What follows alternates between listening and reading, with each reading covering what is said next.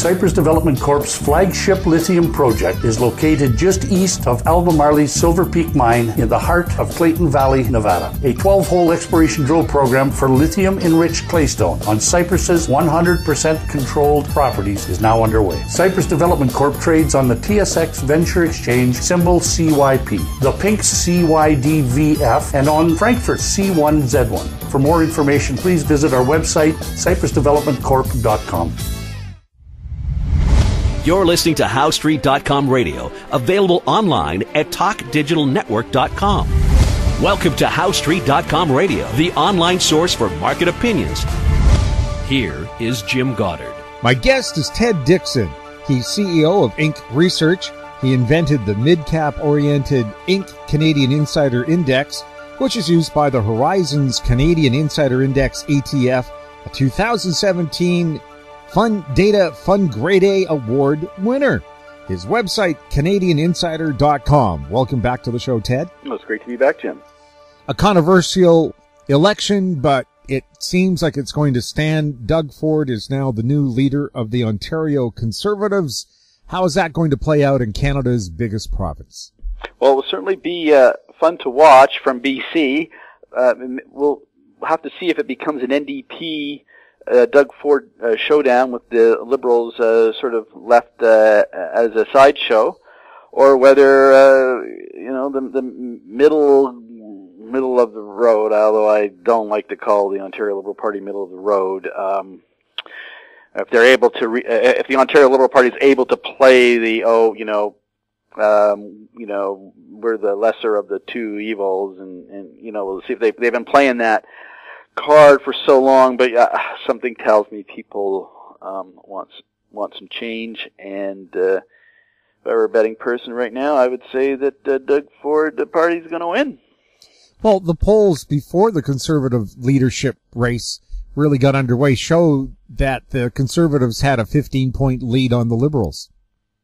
Well, they may have more than a 15-point lead after that, because Jim, I think a lot of mainstream politicians are and even party stalwarts are in denial in what's going on the ground floor of Canadian society, and there is a lot of frustration, as your listeners are well aware of. Other guests you've had on articulate this. And the evidence is there. Yes, we have Trump in the United States. Now we'll see how Doug Ford does in Ontario. Oh, and by the way, the establishment party in British Columbia was booted out with a left-wing coalition, and I expect that the BC Liberal Party will remain in opposition for quite some time, as they don't seem to have clued into the fact that the ground is shifting here. They elected the closest thing to an aristocrat that you can probably get as their new leader, and you've got a very savvy BC Green Party that basically very quietly destroying the BC Liberal Party. It's quite a sophisticated and stealth destruction of the BC Liberal Party, and it's going to be, though, a different event, I think, in Ontario, where you're going to see maybe a Doug Ford NDP showdown with the Ontario Liberals as a sideshow. It'll be quite something. Well, in Ontario, would have to imagine that their hydro bills are the big issue, where literally people are making decisions between, do I eat this week or do I heat my house? Well, there's all sorts of cost of living issues. I mean, you've hit on one of them. Another is housing. And we've just had a remarkable confession from the Bank of Canada staff that the main forecasting tool that they've been using for years and years and years, if not decades and decades, called the output gap, doesn't work. Okay, so they've been setting monetary policy that's inflated the cost of housing in Toronto. It's inflated the cost, helped inflate the cost of housing in British Columbia. It's not the only thing that's work at British Columbia, but low rates were throwing fuel on the fire. Now, we've had this going on based off of a central bank that's been saying, oh, we have to close the output gap. Okay, what the output gap is an assessment based off of economic models, whether you have enough capacity in the economy to meet demand, and if you don't have enough capacity, well, that's bad because inflation is going to be low, and so you have to keep interest rates low to close the output gap. Okay, well, now they've determined that the output gap doesn't really work. All right, so, and people in politics wonder, well, how does, Doug Ford get elected as leader of a mainstream party? How, does, in the United States, Donald Trump get elected? Well, it's because, and one reason, there's no accountability for central banks when they do mistakes like this. Who's going to hold Stephen Polo's account for his ultra rate policy that's been driven by something that doesn't work? Jim, if we run this index called the Canadian Insider Index, now if it stopped working, if it stopped beating the S&P TSX Composite Index, we would have a lot of questions asked by our subscribers and people who follow that index.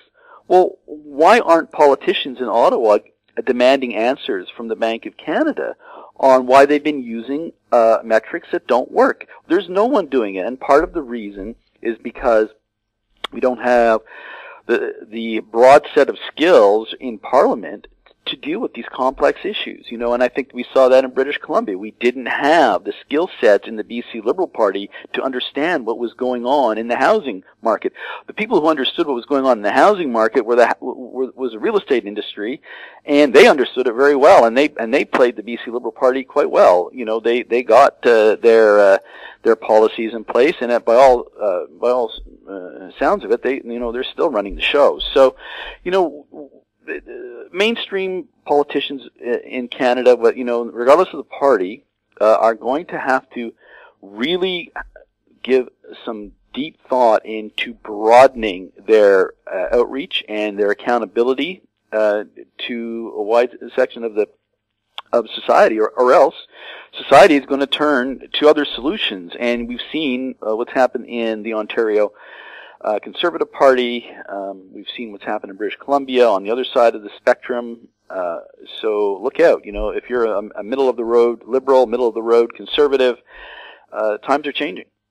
Well, let's put it this way. The system was flawed for calculating inflation when both the Canadian and U.S. governments agreed to take housing and fuel costs out of the inflation equation because they said fuel and housing are too volatile. Well, if you don't drive to work or take a bus and you don't have a place to live, then yes, the inflation numbers are accurate. But really, housing and fuel prices should be included. And that's why when you use the official inflation numbers of 2.2%, the most raise you would get is 2.2%, yet housing prices were going up 15% a year, but not included in inflation. Isn't it time that they included the real inflation numbers? Jim, that is just way too basic, and it's way too much common sense in that for a model-driven central bank that uses models that don't work, right? To get their heads around. Look, we had Stephen Polo's talking this week, saying, now all we need is the youth to come into the labor force, and then we have to keep interest rates low, essentially, because we have to get the youth in. Well, I'll tell you something to our central banker. Part of the problem is his low interest rates, because what they've done is they've essentially paid off the baby boomers with real estate asset inflation at the expense of who? Well, the youth, because they can no longer, they look at housing prices and they go, well, I can't afford that. What's the point of going to work? So Stephen Polos has been discouraging these workers, from these youth from getting into the labor market. Now he's saying, now only if we could get the youth into the labor market, we could raise interest rates. I mean, Jim, you just shake your head, and if only people were just shaking their head, that would be fine. But they're getting beyond that. They're going for new solutions, such as Doug Ford, and we will see what happens in the other provinces. Now, what is interesting is in Quebec, this actually it seems to be working in the other direction, where they've been more or less a socialist-oriented economy for decades, and the pendulum seems to be swinging more to free markets. So we could have a very, very odd situation, once in a lifetime for me anyways, where you have Quebec actually being a leader in free markets in Canada compared to the rest of the country, which is really steering itself at the provincial levels into a bunch of messy corners, whether it's in Ontario, potentially, depending on how that plays out. And, I think we have to watch and see how it plays out. At BC, we clearly have a mess on our hands with the socialists in power, with the very radical environmentalist agenda holding up the Kinder Morgan pipeline, which has all sorts of implications for the Canadian climate strategy. We won't get into that, but we've got a mess here, and it doesn't. You just look across Canada at the provincial level, and it's not looking very pretty. But Quebec actually seems to be the mirror image of that. But that has to play out as well. We'll have more with Ted Dixon right after the break. MGX Minerals is revolutionizing the new energy economy with patented lithium extraction technology, replacing traditional solar evaporation using low-cost, low-energy nanofiltration. The first system of this paradigm shift technology is currently being commissioned. MGX Minerals trades on the CSE, symbol XMG, the OTCQB, symbol MGXMF, and Frankfurt, symbol 1MG. For more information, visit our website, mgxminerals.com. Hi, I'm Douglas Mason, President and CEO of Rainy Mountain Royalty Corp., RMO, on the TSX Venture Exchange. Rainy Mountain's Brunswick property is located in the Rideout Shear Zone in Ontario, with grab samples running as high as 32 grams per ton gold. A follow-up drill program to test numerous targets located by recent groundwork is planned for early 2018. Please visit our website at rmroyalty.com. Welcome back. We're speaking with Ted Dixon. Ted, you were mentioning before the interview that a poll found that 1 in 5 Canadians would give up the right to vote if the government would get rid of the deficit. How radical is that? Well, I think it's pretty shocking. Now, this poll was conducted by Ipsos for an insolvency firm that basically helps people and companies that are facing financial difficulties. It's called MNP Limited. They found that basically 21% of Canadians with debt said they'd be willing to give up their right to vote to make for never having to make another interest payment. So again, this gets back to the complacency we have in the mainstream political parties about what's going on here. And they can't make the linkages between the big debt loads that Canadians have and the policies that the Bank of Canada has been undertaken for the past decade or two. They're not making those links. And until we get better accountability, and until we see some of these political leaders getting it, this is going to get worse. And unfortunately, I don't see any sort of reformation happening in either in any of the mainstream parties right now in terms of organically changing their policies and their outlooks. Instead, you're having revolutions like you've seen in the Ontario Conservative Party. So the time is running short, and I think eventually the only way to save I think the current parliamentary system in Canada is going to be to reform it with either improved accountability or an increase in direct democracy, leading that's somehow brought into the parliamentary framework, so that you're not running around and having everything decided by referendum, but you're going to have broader representation democratically into the system, or you're going to get these kinds of rebellions that come along with very kind of random outcomes, as we're seeing in the United States almost on a daily basis. Whether it's the firing of Rex Tillerson in 1 hour, and meeting with the North Korean leader a few hours before, decision to meet with them in a few hours before. I mean, it's all a bit of chaos going on in the U.S. and the most remarkable thing of what's going on in the U.S. is the stock market, hasn't really reacted much. So that's the world we live in. But certainly on the political side, there's a lot of changes going on in Canada, and it's certainly an exciting period to watch as a spectator. That's for sure. Well, with Trump firing Rex Tillerson and replacing him with Mike Pompeo, who's the CIA director right now, you can see a big change there. Tillerson supported free trade. Pompeo, being paranoid by design, being the CIA director, is going to be a much more America first kind of thing. What's that going to do to Canadian-U.S. trade? Well, that's a very good question, because obviously we have NAFTA, but the events of last week have given us some hints of, at least random optimism, because Canada was spared initially, right away, with Mexico on the tariffs on steel and aluminum on the provision that there'd be a NAFTA deal. Well, looking for a silver lining in all of that is that the American administration actually admitted they wanted a NAFTA deal. So that's a positive. What seems to be going on here, Jim? Maybe I'm wrong, and again, we're living in a world of random chaos. I guess chaos is even random, but chaos policy development in America, it seems. But it's almost like, first of all, the Trump administration was shooting north and south on trade, Canada and Mexico, and now they're firing east. Right now with these steel and aluminum tariffs, they're really going after the EU, the European Union. And probably next on their list is some kind of frontal assault on China, but they can't go after China right now because now Trump's got this move on with North Korea, which I wish him well on. It would be great to get that settled, and I think there is an opportunity there. But just on the trade front, looks like the European Union right now are the bad the bad guys that America's worried about. So maybe that's good news for the Canadian, Mexican, U.S. NAFTA negotiations. I wouldn't get too excited about it, but it's certainly some of the better news we've heard, I think, in the past year. Well, Trump, as we know, never let a fact get in the way of a good story. But you got that right.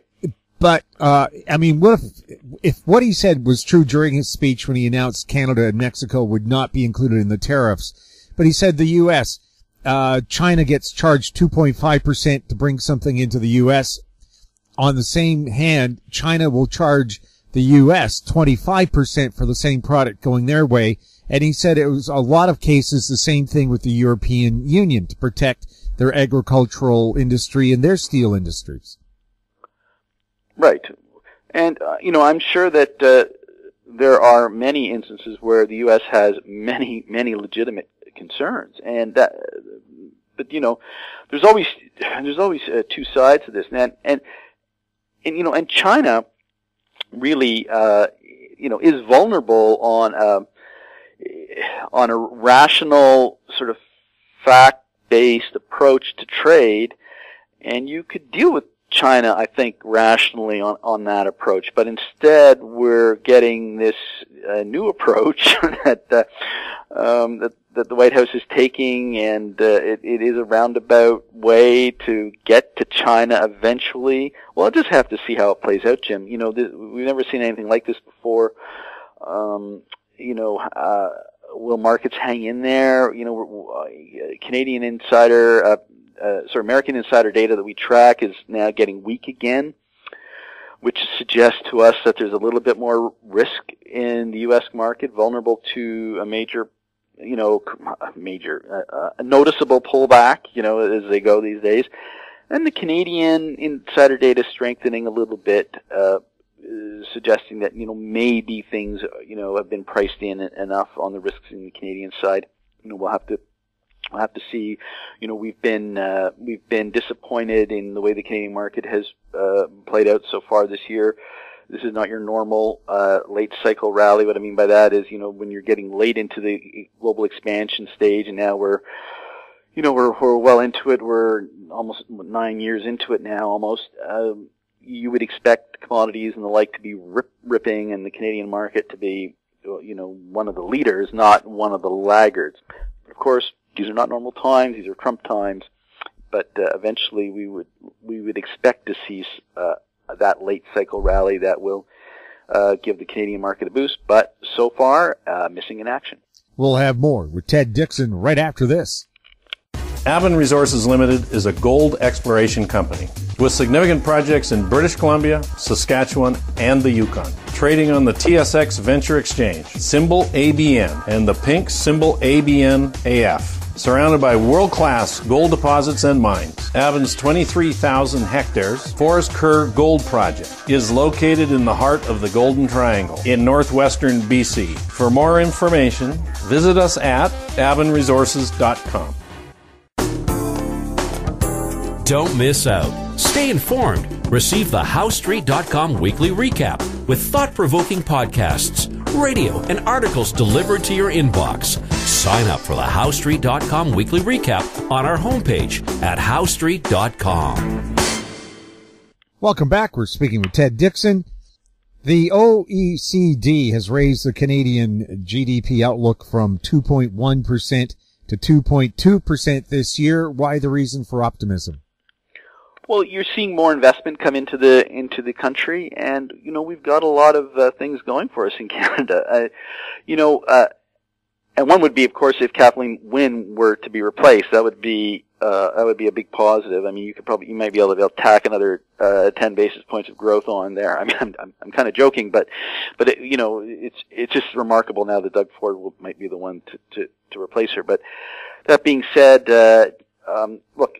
The Canadian economy is stronger than any group of politicians. It's stronger than any political party because it's made up of a lot of very highly educated people, and we've got a very strong workforce, as we've talked about. And there's lots of reason to be optimistic. The biggest problems are when we see policy mistakes, when we see things like national government saying we're going to build a pipeline, and we have municipalities saying, "Oh no, you can't." And, when you have cities basically being able to stop the national government, that's a problem. Is it a huge problem? Well, it's not as big as some of the problems our neighbors to the south have. So Canada often looks at itself as being second best, but in terms of manageable problems, I still think, we're up to the challenge, and the Canadian economy should do all right. It won't be as good as last year, but provided we don't get any really, really dumb political mistakes being made, and we could do just fine this year. It may not be as good as the last year. It won't be as good as last year, but look, things are moving okay. Brad Wall says that Canada's energy policies are hurting investment. Is he right? Well, you can always point to certain aspects of any policy that are negative, because there's usually, rules that favor some people and rules that don't favor others. So, look, he's probably talking about the carbon tax, and we have to decide as a country, are we going to reduce our global emissions or are we not? I think the consensus is we should. And if you're going to reduce emissions, well, then there's a couple of places to really do it seriously. One is in transportation, and the other is in energy, right?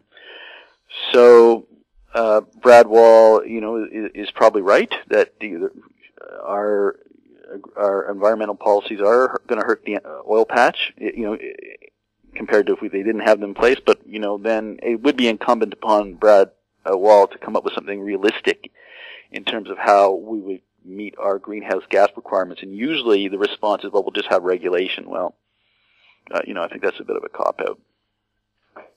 Ted, thank you so much for chatting with us. Well, thanks to be back, Jim. My guest has been Ted Dixon. He's the CEO of Inc. Research. Their website, CanadianInsider.com. You're listening to HowStreet.com radio. Find us on Twitter at HowStreet. Our popular YouTube channel is Talk Digital Network. Questions for the show or our guests can be sent to info@howstreet.com. I'm Jim Goddard. Thanks for listening. Comments made on HowStreet.com radio are an expression of opinion only and should not be construed in any matter whatsoever as recommendations to buy or sell any financial instrument at any time.